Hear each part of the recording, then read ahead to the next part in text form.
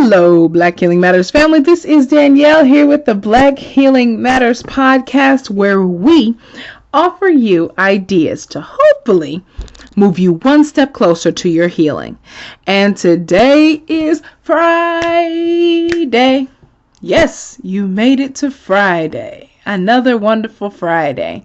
And you know what that means here on this podcast, the Black Healing Matters podcast? That means it is Finance Friday. Another wonderful Finance Friday. So whether you're getting paid or not, I hope today that we can impart some good information to you to help you heal your finances and keep them in tip-top condition. Yes, that's right. So last week on the Black Healing Matters podcast, Finance Fridays segment, we talked about, or rather we opened the conversation around what's your relationship with money? And wow, the overwhelming responses from that show were just amazing. And I really appreciate all of you who reached out and gave us your 2 cents and kind of, shine light on some of your own pathology around your mindset or your relationship with money, because I think this is so important. As I mentioned last week on this segment, if we're unable to cultivate a deep, healthy, multifaceted relationship with money, then it doesn't matter how many tips or techniques or budgets or, tricks and apps, whatever. It doesn't matter how many of those things, we share with you, how much knowledge you receive. If your relationship with money is bad, it's a no-go. It's kind of like, if I'm giving you advice about, how to lose weight and you're like unwilling to eat healthy food. Well, if you're not willing to at least look at changing your relationship with food, then you can best believe losing weight is out of the question. You can exercise all you want to, but if you're going to eat crazy, it doesn't matter. And so eating crazy while expecting to lose weight is like learning all these tips and tricks and techniques and going to seminars and expecting that your finances are going to change without you making some changes within this relationship between you and your finances. So that's what we really got into last week. And I thank you so much for all of your comments and your input, because I think that dialogue, that conversation, and us seeing other people's reality when it comes to their relationship with money is super helpful to know that we're not alone, that there's no shame in this, that, we all fall short at some point because we're in the process of learning. That this is not, nobody comes out perfect. Nobody comes out and does it perfectly the first time. It's a process for us all. And so to share where we are in our process, in our journey, is super helpful, because there's always somebody who is behind you, and there's always someone who's in front. And I think that they're seeing us on this spectrum is very, very helpful. All right. So today, moving forward, kind of with that concept of your relationship with money, I'd like to talk a little bit more today about the money mindset itself. What is the money mindset? And, I think we've all heard this concept before about, things you have to do, or, the mindset of people who have money versus those who do not. But it's rarely broken down very simply. So today I'm going to drop a few distinctions between the normal person's mindset and the millionaire or the money mindset, in hopes that this will shed some light on some of our behavior that is not conducive to money making. All right. So when we come back, we're going to get into, I believe, five money mindsets and how they differ from just normal thinking in a regular day-to-day financial setting. Be right back in an instant with those tips on how to develop a money mindset. And we're back. And so, as I promised, today we're going to talk about five. I think five particular characteristics of the money mindset and how that differs from the normal person's mindset. And I think this is really important, as we explore our relationship with money and really think about or understand the limiting beliefs we may have around money. Then it's important to start to model those beliefs and refashion those beliefs around things that we actually want, right? So to point those beliefs in a direction that's actually helpful or positive for us, constructive, if you will, instead of destructive. And so with these particular mindset shifts, I'm hoping that you can start to incorporate, you and me, not just you, we can start to incorporate some of these mindset shifts into our own thinking. Because now that we know what our relationship is with money, and it's now time to start doing the work of cultivating that relationship. What should that relationship look like? It should look like these mindset tips that I'm going to give you today. All right, so the first one, number one, first money mindset. A normal person is concerned with protecting his ego. When dealing with a problem he doesn't really understand, he pretends he understands the contributing factors and doesn't try to find out what anyone else thinks. A person with a multimillionaire mindset, however, asks questions incessantly. He has no ego when it comes to learning. He knows that the knowledge is power. By the way, I'm getting this information from the earlytorise.com website, which is a really nice website. They focus on health, wealth, and well-being. I do like this website a lot. So again, earlytorise.com/how to develop a money mindset. And that was number one. So when our ego is wrapped up in our money mindset, in our money, exchanges, right? Then we get situations like we talked about last week. The person who spends till the end. Not because they know that, this is a healthy thing for them to do. No, but because their ego is wrapped up in it. They're making themselves feel better by spending money.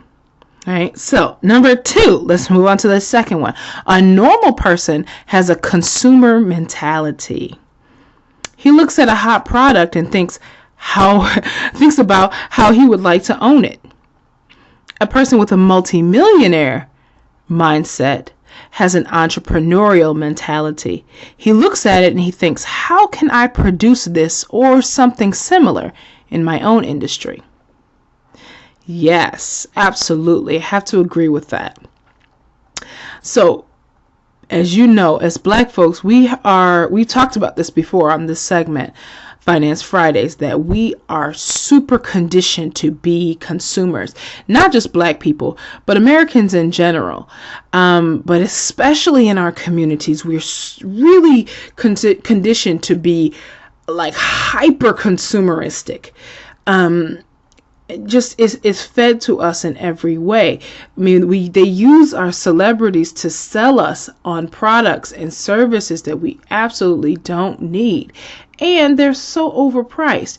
So again, flipping that mindset, the multimillionaire mindset would say, instead of buying Jordans, how could I create something like that and get in front of the money? And this is what I call, again, getting in front of the money. Instead of being on the back end of it, again, you always giving it out, then you want to get in front of it so that people are giving it to you, because people are going to spend money regardless. Good economy, bad economy. People are spending money. It's just that you have to figure out how to get in front of it. Again, that's the multimillionaire mindset.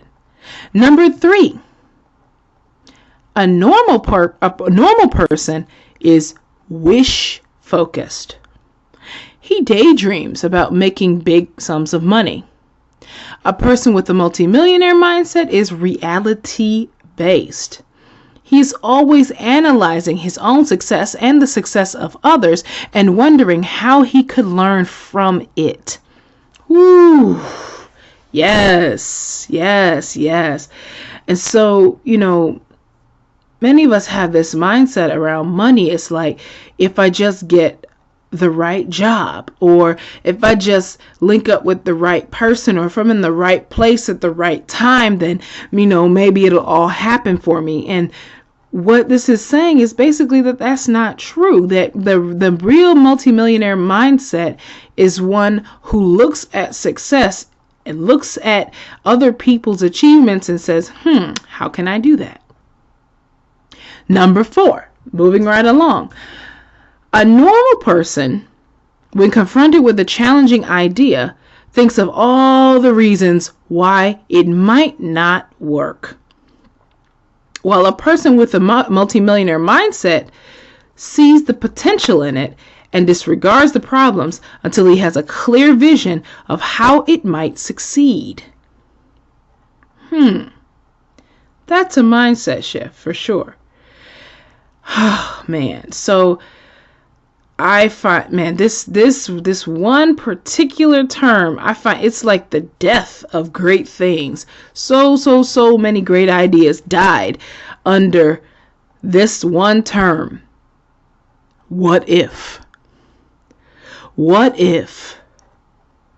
How many businesses never got started because somebody came with a whole list of what ifs? Recently, my husband here, he just started a business. He just bought a dump truck, so he'll be an owner-operator of a dump truck. And before we got started, before he actually signed the paperwork, a whole bunch of what ifs came up. Now, obviously, when starting a business, you have to, exercise some prudence and do due diligence. But it came to a point where all the we kind of started drowning in the what ifs. The what ifs were taking over. And this is what happens so often, that these what ifs start to pile up because there's no limit. Even once they're satisfied, you just come up with more and more what ifs. So the mindset shift here is it's about not just, thinking about the problems and, oh my gosh, this could happen, that could happen, but simply dealing with what is. All right. And the last, number 5, the last money mindset that I'm going to share with you today is that a normal person reacts. A person with a multi-millionaire mindset is proactive. Proactive. And so what does that mean to you? Well, that may mean that instead of waiting until, retirement to realize, wait a minute, I'm 65 years old and now I can't exchange my labor for income anymore because my labor has become worth less than it was when I was under 65. Well, now I need to figure out what I'm going to do for money. Yeah, that's not obviously being proactive. Right, so what I'm saying is preparing for things like retirement. Having life insurance, simple things like this, putting things into place so that you don't have to always be reactionary. This is huge, Black Healing Matters family, in our communities. And I saved this one for last because I feel like this one is really huge, because what happens is if we're not planning for our finances, if we don't have extra funds available for our cushion, to kind of cushion our expenses for those unexpected things, then there are always folks waiting in the wings to take advantage of you. so that you have to overpay for the same things. Prime example. Have you ever heard of a company called Rent-A-Center? Rent-A-Center is really popular in the Chicago area where I'm from. Basically, they are these furniture and home appliance stores that basically sell everything from, like I said, furniture and home appliances. But unlike a normal like department store like Sears or JCPenney's, these places allow you to pay in installments, monthly installments. However, the interest that they charge on these products is so exorbitantly high that by the time you finish paying for that washer and dryer or couch or air conditioner, you probably could have bought 2 or maybe 3 of them at regular retail, full retail price, because they're going to charge you over the moon and back, okay, for the very same thing that you could get if you had cash or credit. You could get it from Sears, from JCPenney's, from wherever, IKEA, for a fraction of the cost. So what happens is, especially again, where these Rent-A-Centers, where are they? They're in the hood. They're not in the great nice neighborhoods. No, they're in the hood where people don't have cash. And so again, being proactive, one way to be proactive is by saving money and having money in place for your immediate expenses or any kind of emergencies that may come up. Because like I said, there's always somebody waiting to take advantage of the situation.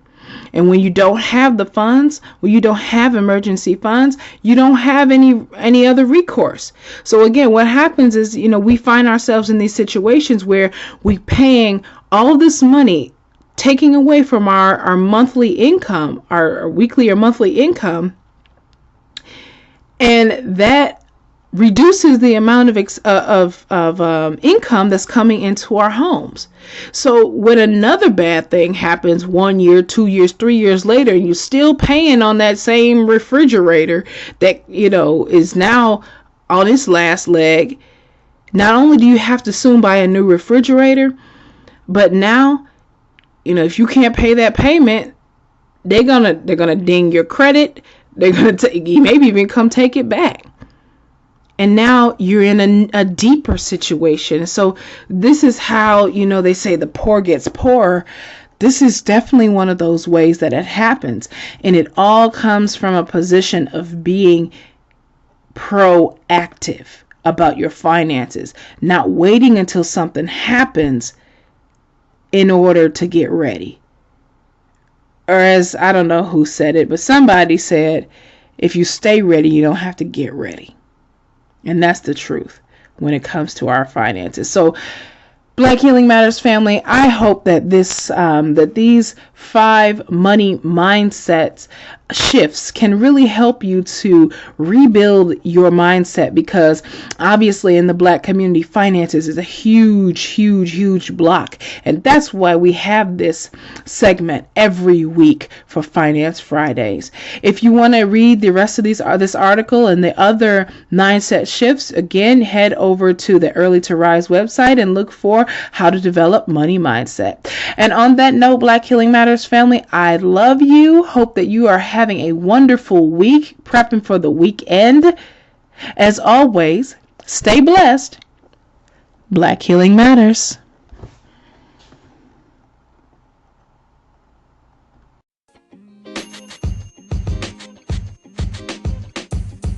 The podcast you just heard was recorded with Anchor. If you want to make your own, download the Android or iOS app completely free from anchor.fm/podcast. That's anchor.fm/podcast.